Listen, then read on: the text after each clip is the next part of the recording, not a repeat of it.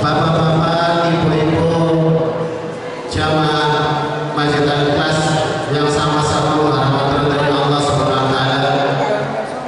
Pertama dan paling utama, marilah kita senantiasa memanjatkan puji syukur kehadirat Allah Subhanahu wa taala yang telah memberi rahmat dan hidayah kepada kita semua, sehingga pada malam hari ini alhamdulillah kita masih diberi kesempatan oleh Allah Subhanahu wa taala dalam rangka ta'aruf Allah, mendekati kepada Allah Subhanahu wa taala, yaitu talabul ilmi.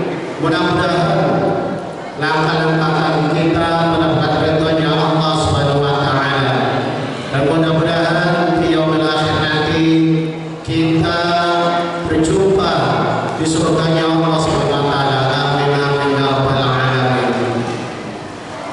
Salawat serta salam serta Allah curahkan kepada hadirat kita, para uswatun hasanah kita, Kanjeng Nabi besar Muhammad sallallahu alaihi wasallam beserta keluarganya, sahabatnya, serta pengikut-pengikutnya yang masih istiqomah pada bulan Islam, dan insyaallah kita termasuk di dalamnya.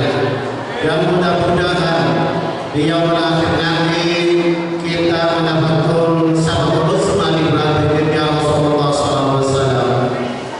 Bapak-bapak, ibu-ibu yang dirahmati Allah Subhanahu wa taala, sebelum kita mendengarkan tausiah dari guru kita, marilah kita buka acara ini dengan bacaan basmalah. Bismillahirrahmanirrahim. Dan selanjutnya marilah kita dengarkan tausiah dari guru kita, Ustaz Saifullah dari Samia. Pada beliau waktu dan tempat dipersilakan.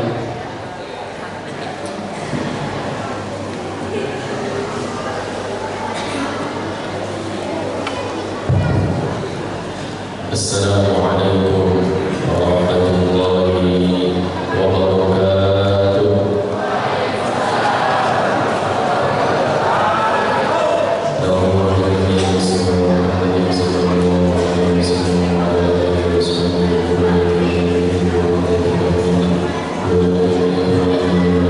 Bismillahirrahmanirrahim.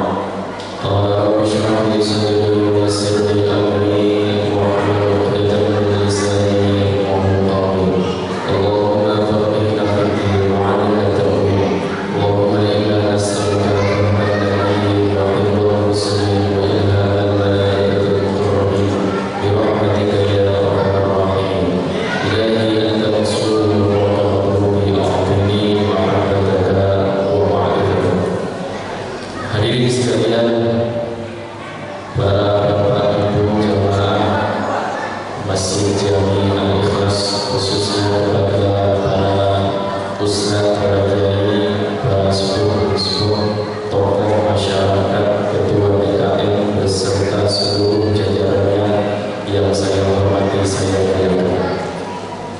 Puji dan syukur mari sama-sama kita panjatkan kepada Allah Subhanahu wa taala.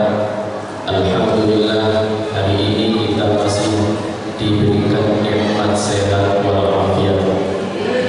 Semoga nikmat yang senantiasa kita syukuri menjadikan asbab rezeki kita, kenikmatan kita akan terus ditambah oleh Allah Subhanahu wa taala. Shalawat dan salam tidak lupa senantiasa kita sampaikan kepada junjungan kita Nabi besar Muhammad sallallahu alaihi wasallam. Hadirin jemaah sekalian, tidak terasa sebentar lagi kita akan menghadapi tahun baru, tahun 2024. Artinya kita sedang berada di penghujung akhir tahun 2023. Karena itu selayaknya kita sebagai umat Islam, yang paling penting di antara itu semua adalah agar kita melakukan muhasabatun nafs atau menghitung-hitung amal perbuatan kita. Memang tidak harus menunggu pergantian awal tahun, karena muhasabah itu seyogyanya kita lakukan setiap hari, setiap saat. Tetapi andai kita lupa untuk bermuhasabah, maka kita boleh memilih momen-momen yang penting untuk kita sama-sama bermuhasabah. Apakah amal baik kita di hari-hari yang sudah kita lalui semakin bertambah atau justru berkurang? Apakah kehidupan kita semakin dekat kepada Allah atau justru semakin menjauh kepada Allah Subhanahu wa taala? Maka di tahun baru ini mari sama-sama kita jadikan momentum untuk semangat kembali memperbaiki amal-amal kita semuanya, terutama amal soleh, amal ibadat kepada Allah Subhanahu wa taala. Malam ini saya akan membaca kitab Ad-Dalalah An-Nafi'ah karya Habib Ahmad Al-Habsyi. Beliau muridnya Al-Habib Umar bin Hafidh Yaman. Bab yang akan saya baca adalah tentang hifdzul qalbi minal ma'asi, menjaga hati dari perbuatan-perbuatan maksiat. Kata muallif kitab ini, beliau menyampaikan wa hifdzul qalbi minal ma'asi wajibun ala kulli muslim, wa kadza hifdzul a'dha'i sab'ati fardhu 'ainin ala kulli muslim. Kata Habib Ahmad Al-Habsyi, beliau menyampaikan menjaga hati dari perbuatan maksiat hukumnya wajib bagi setiap orang Islam, karena hati itu merupakan pangkal dari perbuatan kita. Apa yang kita lakukan hakikatnya adalah manifestasi dari apa yang sudah kita pikirkan, apa yang sudah kita batinkan di dalam hati kita semua. Maka ada yang mengatakan bahwa perbuatan kita itu dimulai dari perasaan kita, dimulai dari pola pikir kita. Kalau hati kita baik, hati kita sehat, maka pola pikirnya akan bagus. Ketika pikirannya sudah bagus, sudah positif, maka tindakannya juga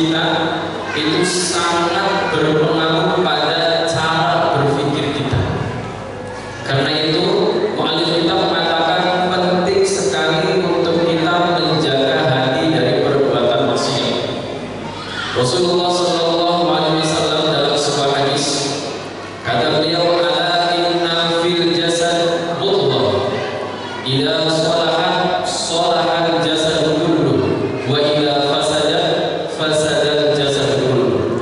Kata Nabi Muhammad sallallahu alaihi wasallam, di dalam tubuh kita ini ada mudghah, segumpal daging.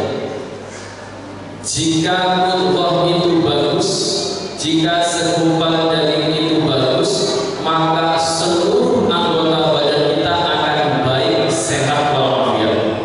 Tetapi kalau hati kita kotor, hati kita penuh dengan penyakit, maka tubuh kita, jasad kita akan mudah terserang penyakit, gampang sakit, gampang lemes, gampang loyo.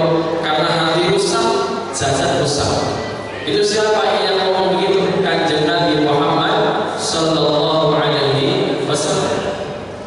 Maka kalau menurut pakar kesehatan herbalis Indonesia, Dr. Zaidul Akbar, ya mungkin Bapak sering mendengarkan kajian-kajiannya di YouTube atau pernah tatap muka langsung.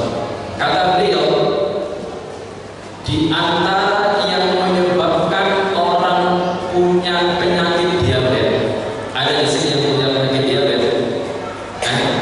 Ada banyak Bu. Wah, ini harus saya tahu pokok masalahnya di mana. Kata Dr. Zaidul Akbar, orang yang terkena penyakit diabetes awal mulanya dari mana? Dari persoalan cintanya yang tidak bagus. Ini kata Dr. Zaidul Akbar kepada saya. Jadi orang yang banyak dikecewakan urusan cintanya itu berpotensi terkena penyakit diabetes selain dari degeneratif atau dari pengaruh keturunan. Ini kata beliau. Lalu apa itu korelasinya? Kok bisa nyambungnya di situ? Kata beliau begini, orang kalau cintanya sering dikecewakan, misalnya seorang istri dikecewakan cintanya sama suaminya, sering tidak diperhatikan, atau misalnya suami tidak diperhatikan oleh istrinya, sering jengkel karena misalnya suami lagi minta sesuatu, istrinya nggak mau, suaminya jengkel, daripada stres, daripada akhirnya dongkol, akhirnya apa? Pelampiasan kemana? Rokok, kopi, semua rumah, bos, kopinya diminum, tahu-tahu lagi stempel, ya. Ibu-ibunya juga sama, kalau lagi stres, duitnya lagi nipis, jadi kosong, lagi kurang, dompetnya lagi sakit, gitu ya.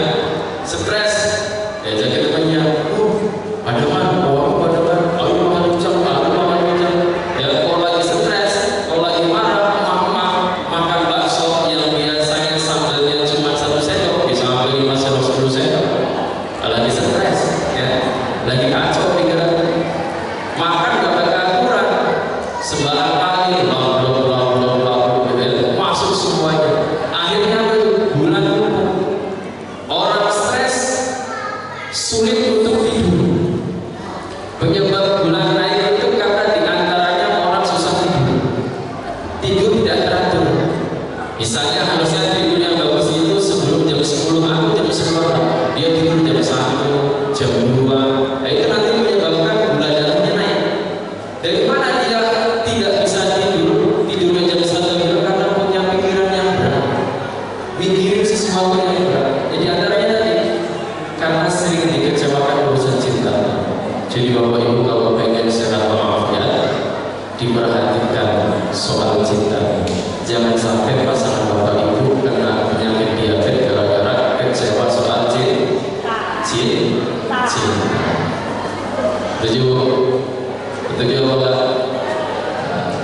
Belum lagi misalnya yang darah tinggi, hipertensi, ya, kolesterol macam-macam. Itu kan sebabnya dari apa itu? Sebabnya dari awal mula yang perasaan. Orang yang punya penyakit asam lambung, ya Pak. Ada penyakit asam lambung di sini? Ada. Ibu cek ya. Orang yang punya penyakit asam lambung itu kumatnya kalau lagi stres. Bukan hanya pas makan sambal overdosis, tapi kalau lagi bombol, lagi jengkel, anginnya naik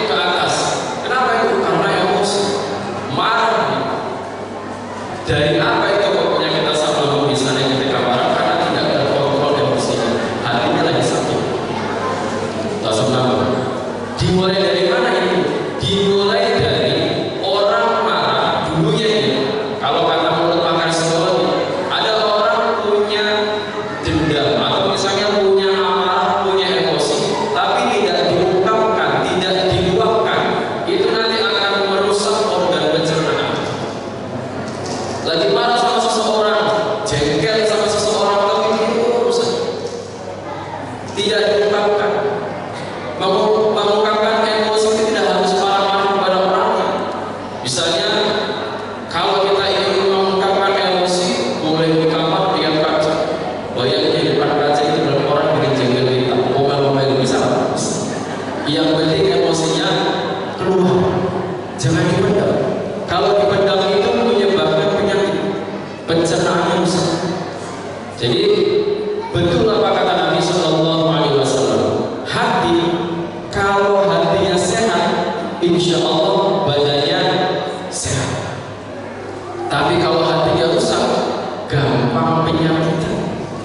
Saya pernah menjelaskan ya di sini di forum pengajian ini, pertemuan-pertemuan yang lalu tentang penyakit hati yang paling akut kata Imam Ghazali ada namanya penyakit hasad.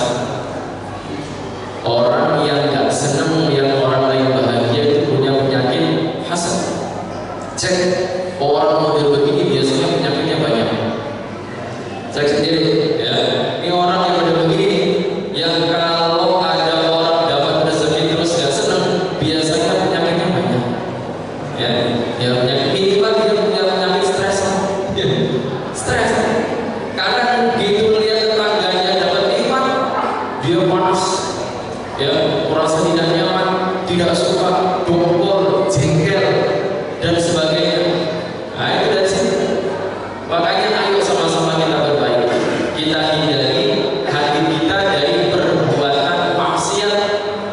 Ya, perbuatan maksiat itu diantaranya kita punya penyakit sombong, ujub, ya, riya, hasad, apalagi sum'ah. Sum'ah itu pengen didengar orang. Ini lagi musim sum'ah nih bu, lagi musim bilang salah orang berbuat baik pengen dilihat sama orang, itu namanya sum'ah ya. Ngasih sesuatu di foto cepet gitu kan, viral kan, itu namanya sum'ah. Penyakit itu kan penyakit hati ya, iri, dengki, semua itu penyakit hati harus dihindari ya. Kalau ingin, sekali lagi, kalau ingin kita badannya sehat walafiat, tidak mudah sakit, tidak mudah loyo, maka dimulai dari hati yang bersih, dimulai dari pikiran yang jernih. Insya Allah kehidupan kita akan lebih baik. Kalau misalnya ada di antara kita yang sampai dengan hari ini, sampai dengan detik ini masih menyimpan dendam, masih menyimpan emosi, lepaskan. Itu yang menyebabkan kehidupan Bapak Ibu menjadi tidak baik. Rezekinya yang gak bagus, ya, keluarganya yang gak bagus. Gara-gara apa itu? Punya dendam sama seseorang, tidak dilepaskan, tidak dimaafkan. Ada salah satu sahabat yang masuk surga, amaliyahnya itu ketika ditanya amalnya setiap malam, beliau itu selalu bermuhasabah, ingat-ingat hari itu dia ketemu dengan siapa, kemudian ada orang yang menyakiti dia atau tidak. Malam itu juga beliau maafkan semua kesalahan orang yang pernah ketemu di hari itu.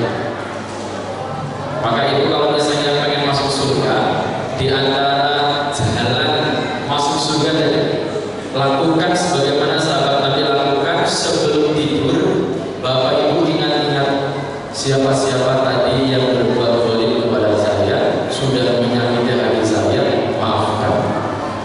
Bisa atau tidak kira-kira? Bisa atau tidak kira-kira? Insya Allah. Tapi Pak Ustaz boleh tidak melupakan utang itu? Melupakan utang boleh. Malah gajarannya bagus supaya utang gitu ya. Tapi sulit untuk melupakan hutang saja. Ya namanya hutang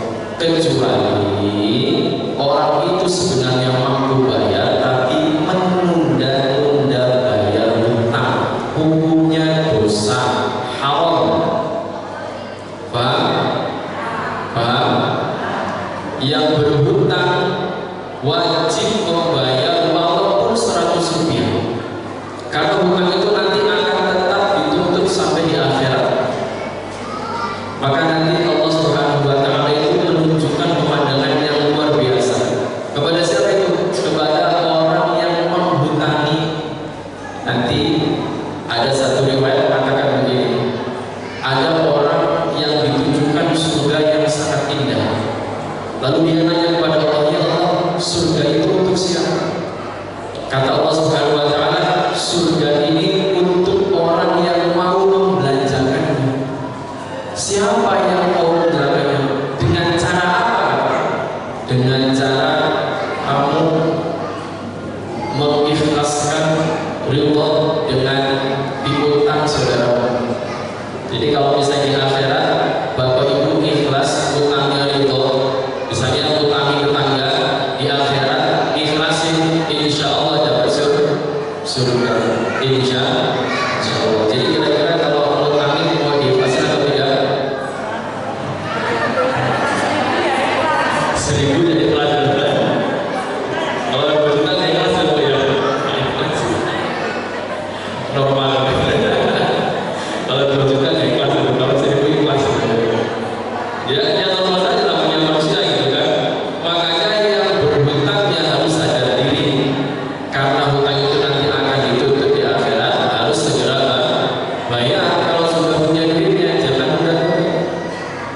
Tapi kalau orang pengen dapat pahala banyak juga caranya begitu, ngutangi orang, kemudian kalau misalnya orang itu belum bayar, semakin lama dia belum bayar, semakin banyak pahala kita. Lanjut terus. Kalau ibu ngutangin orangnya lama bayar, maka tiap hari kita dapat aliran pahala. Nah, dari kita menghutang asal kita ikhlas itu saja, udah bayar kapanpun terserah, nanti bayar gitu kan. Insya Allah pahalanya banyak. Insya Allah. Hadirin sekalian, lalu kemudian makanya hifdzul a'dha'i sab'ah, begitu juga menjaga anggota badan yang 7. Hukumnya fardu ain. Hukumnya fardu ain ala kulli muslim. Mana anggota badan yang 7 itu? Yang pertama adalah al-batn, perut. Ada 7 anggota badan yang harus kita perhatikan agar tidak berbuat maksiat. Yang pertama dimulai dari perut. Seperti penyakit. Penyakit itu banyak awal mulanya dari perut. Begitupun dengan maksiat. Maksiat itu banyak dimulai dari perut. Perut kalau terlalu kenyang untuk ibadah itu malas. Perut kalau terlalu kenyang untuk ibadah malas. Berarti di antara maksiat perut itu adalah makan terlalu kenyang. Karena Nabi perintahkan berhenti sebelum kenyang. Kalau kita berhenti kalau sudah, kalau kanjeng Nabi makan berhenti sebelum kenyang. Kalau kita sebelum perut kenyang tidak pernah berhenti kenyang. Jam berapa saja masih kenyang. Apalagi wajib puasa, ya, wajib puasa. Cuman geser jam makan saja puasa. Kalau puasa kita baru bisa menggeser jam makan, itu namanya puasa jasad, belum sampai pada puasa batin. Perut maksiat pertama tadi makan terlalu kenyang. Kemudian apa lagi? Makan makanan yang haram. Hati-hati ya, memakan makanan yang haram itu juga dari perbuatan maksiat. Sudah tahu itu hukumnya haram, dia makan. Ular ke pasar lama beli sate kobra, haram apa halal? Haram apa halal? Haram. Dia beli, katanya buat obat, semuanya obatnya, ya. Kecuali memang sudah darurat. Kalau tidak makan itu mati. Misal, apalagi di hutan itu kesasar di hutan.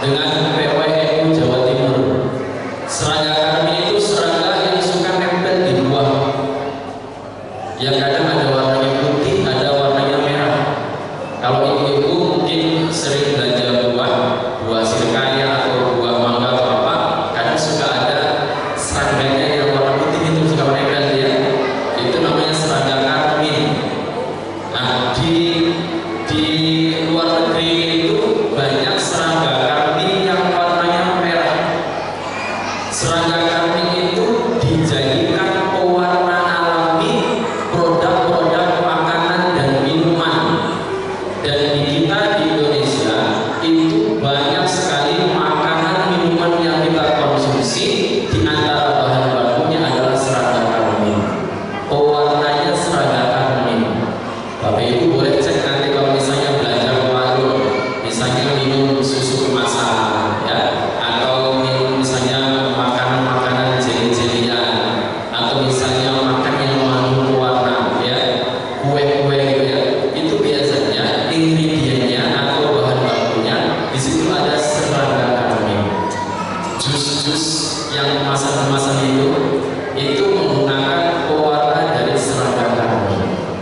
Prosesnya bagaimana? Prosesnya serangga kambing dikumpulkan, dikeringkan, lalu ditumbuk jadi bubuk kambing.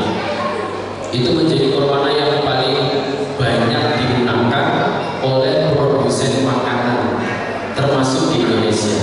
Menurut PWNU Jawa Timur, hukumnya halal karena serangga itu adalah hewan yang menjijikkan. Ilatnya itu, ya, penyebab haramnya itu karena serangga adalah hewan yang menjijikkan.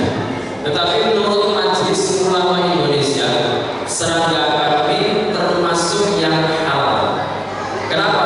Karena kata Majelis Ulama Indonesia, serangga kambing mempunyai manfaat yang lebih banyak daripada motornya. Daripada misalnya makanan atau minuman kita dipakai atau di antara bahannya adalah pewarna sintetis dari zat kimia, lebih bahaya. Maka ulama Majelis Ulama mengatakan silakan pilih alternatif menggunakan serangga kambing karena bahayanya lebih rendah daripada pewarna yang sintetis. Itu alasannya.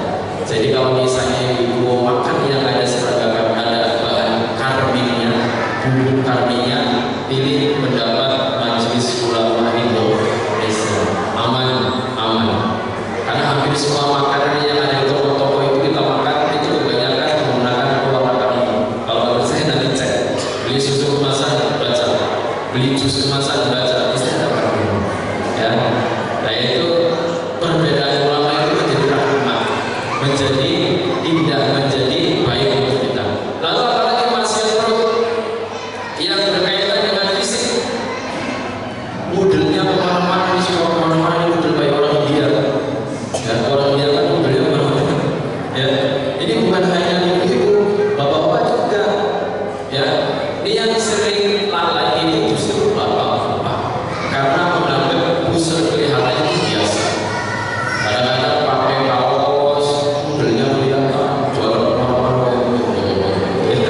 Atau misalnya depan rumah sambil kopi, sambil kipasan, modelnya kelihatan kemana-mana, jangan. Itu namanya maksiat.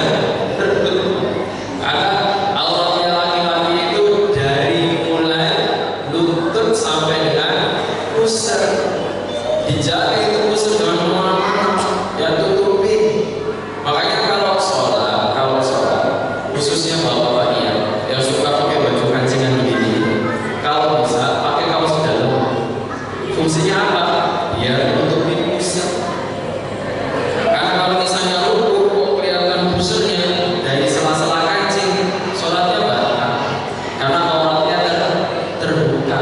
Jadi aurat terbuka itu yang dikatakan batal jika dilihat dari atas, dari samping kanan kiri, dari arah depan belakang. Kalau dari bawah enggak. Ya, yang membatalkan dari atas, kanan kiri, depan belakang. Kalau misalnya kita pakai baju kancingan begini, begitu lupa atau sujud kok kelihatan busurnya, batal. Bahwa kalau misalnya nggak pakai kaos dalam, pakai sarungnya di atas pusar, itu yang aman gitu. Jangan di bawah pusar. Kalau di bawah pusar potensi nanti pusarnya kelihatan, sholatnya batal. Ya Pak ya. Ya, terutama yang sudah jadi imam, jadi ustaz, kalau kemana-mana jangan suka pakai celana pendek, ya, jangan suka pakai baju yang warna terbuka. Karena kayak apapun kalau kita sudah ditokohkan itu akan dilihat oleh masyarakat. Ya, adabnya harus tapi dipakai. Syukur-syukur kemarin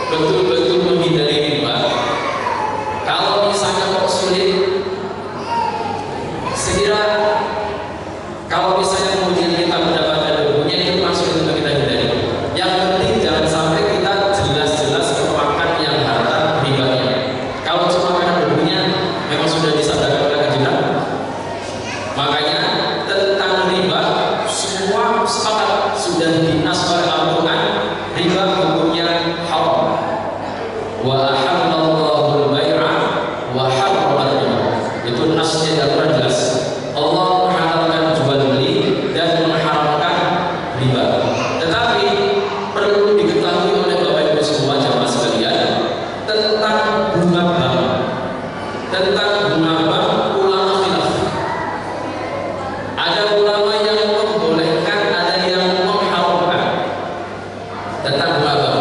Ya, ini khilaf. Perbedaan pendapat ulama terjadi pada persoalan bunga bank. Apakah itu termasuk riba atau termasuk yang bukan riba? Kalau riba sepakat semuanya, tetapi bunga bank itu khilaf. Jadi kalau menurut pakar fikih Indonesia, Kiai Haji Ahmad Sarwan, kata beliau, orang kalau sudah memilih bunga bank itu haram, mestinya menyeluruh. Apa maksudnya? Kalau sudah memilih bunga bank itu haram, maka apapun yang menggunakan transaksi dengan uang berarti terjadi unsur riba, karena menggunakan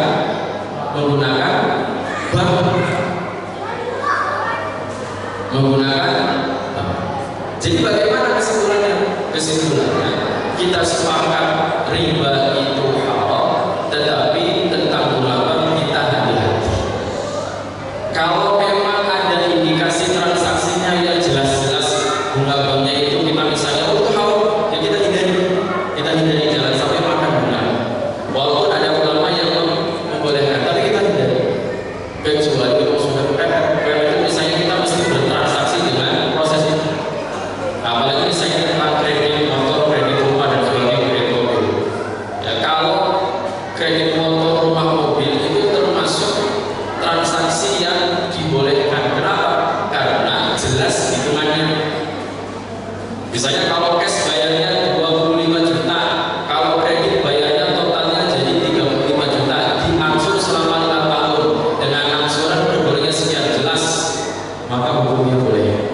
Ya, meskipun ada yang tetap sama, tetap tidak boleh, ya bagus saja. Kalau misalnya mau mengikuti pendapat yang mengatakan kredit motor, rumah, mobil semuanya haram, ya salah. Tapi kalau saya pribadi mengikuti yang boleh, itu diantara yang berikan. Nah kalau begitu nanti Bapak Ibu mau punya mobil, punya rumah, mau punya macam-macam, kecuali yang kuat, ya silakan saja. Yang kuat silakan. Yang bagus memang begitu. Yang bagus memang begitu, ya. Tidak pakai cicilan yang bagus. Beli cash. Nah sekarang mama dilomba jadi kredit. Betul nggak Bu?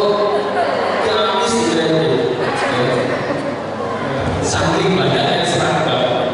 Panci loh kredit, panci yang kalau beli paling tunai 30.000, di kredit 30 hari, sehari 1.000. Ya Bu ya, ini jangan kencang-kencang kalau masalah urusan kredit. Kayak Pak kalau urusan kredit itu Bapak pilih yang haram, sekian mama. Mau apa-apa beli mesti cash. Berapa lagi? Lanjut ya. Yang kedua, anggota badan berikutnya yang harus dijaga adalah al-lisan. Saya ringkas saja ya, karena waktu ini. Al-lisan wal 'ain wal udhun wal yad wal rijl. Lisan, mata, telinga, tangan, kaki, kemaluan. Itu yang pertama. Lisan. Tolong dihati-hati dijaga. Lisan sama jari-jari kita, sama tangan kita. Ini musim banyak fitnah. Ya, musim banyak fitnah. Jangan suka ngomongin kekurangan orang lain. Maka kalau kata salah satu kiai, kalau pengen dosa-dosanya kita habis, itu diantaranya wasilahnya nyapres. Nyapres Bapak. Bapak itu jadi capres, insya Allah dosanya lengkap. Tiap hari dirasanya terus sama orang. Kalau ada kurangnya langsung diviralkan, dibully, ya, difitnah macam-macam. Itu diantaranya dosa nyapres. Kalau sanggup nyapres silakan, ya, nyapres dan itu dosanya lengkap gara-gara diomongin terus setiap hari sama orang. Ya, jadi hati-hati di sana. Karena nanti di akhirat ada orang yang rugi. Perasaan dulu di dunia sholatnya rajin, sedekahnya kenceng, puasanya nggak bolong, tapi begitu di akhirat amalnya melompong. Gara-gara apa itu? Kata Nabi, gara-gara dia tidak bisa menjaga lisannya. Mama ini asal ngumpul ngomongin tetangga, asal ngumpul ngomongin orang yang lagi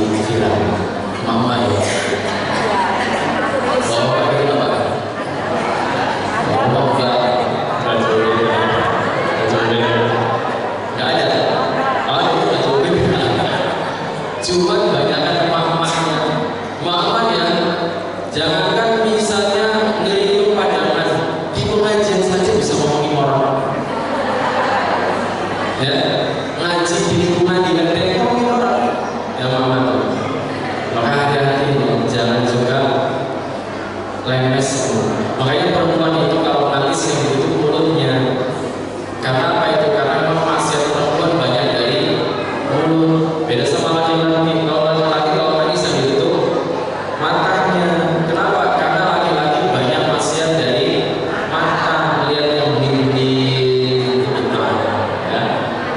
Hati-hati Bu kalau suaminya betah nonton handphone, ya, suka melihat yang acep-acep Bu ya. Cek handphonenya, ya, jangan dibiarin aja. Suaminya betah itu, betah liatin yang bening-bening. Sama di medsos sekarang mah yang nggak bening jadi bening. Jadi kalau misalnya ibu pengen tampil cantik tapi kirim make up pakai medsos, saya nggak jadi ya. Nah, yang mukanya biasa-biasa aja gara-gara TikTok jadi bening, gara-gara TikTok itu. Nah, itu maksiat mata, laki-laki maksiat mata. Ya kan, perempuan kalau dibantu para laki-laki kaum bapak. Terus kaki ini tahun baru ini kita lagi tahun baru ini. Kaki jangan dibawa ke tempat-tempat maksiat.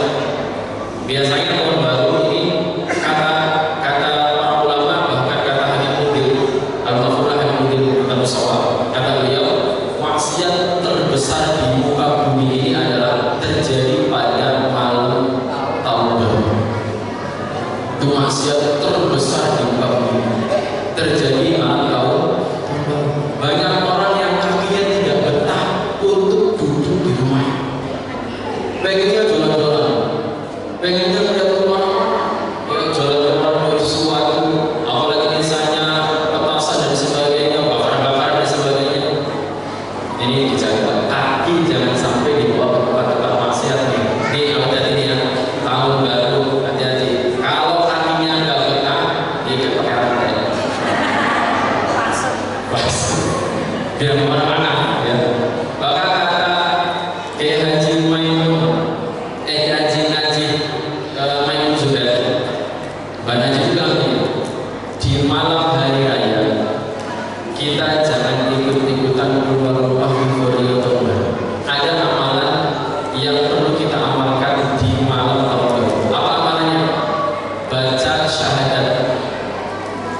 Kata beliau yang dibaca begini: Asyhadu an la ilaha illallah wahdahu la syarika lah wa asyhadu anna sayyidana Muhammadan abduhu wa rasuluh. Dibaca itu berulang-ulang di malam pergantian tahun baru. Usah-usah ikut-ikutan macam-macam. Bahkan kata beliau ini adalah kata saya. Andai misalnya ada yang ngajakin zikir bersama pun mendingan di rumah zikir. Mendingan di rumah zikir. Kenapa? Karena kalau misalnya ngumpul, kadang-kadang ada lanjutan yang mau bareng sambil nunggu 12 malam. Habis ngumpul zikir bersama di sini, malah kopi bareng sambil nunggu jam 12 kita bakal dulu. Macam-macam. Akhirnya ya itu euforianya juga. Akhirnya kepleset juga. Kalau mau berdoa, berzikir di masjid silakan. Tetapi selesai itu ya bagus. Ngumpul di masjid, zikir, doa, muhasabah, kita panjatkan doa agar bangsa ini bangsa yang baldatun thayyibatun wa rabbul boleh bagus. Habis doa, habis zikir, selesai makan sebentar pulang. Gak usah nungguin jam 12 malam mereka, apalagi sampai subuhnya ketinggalan gara-gara nungguin petasan jam 12 malam. Ibu ya, kalau anak-anaknya minta petasan, jangan belikan.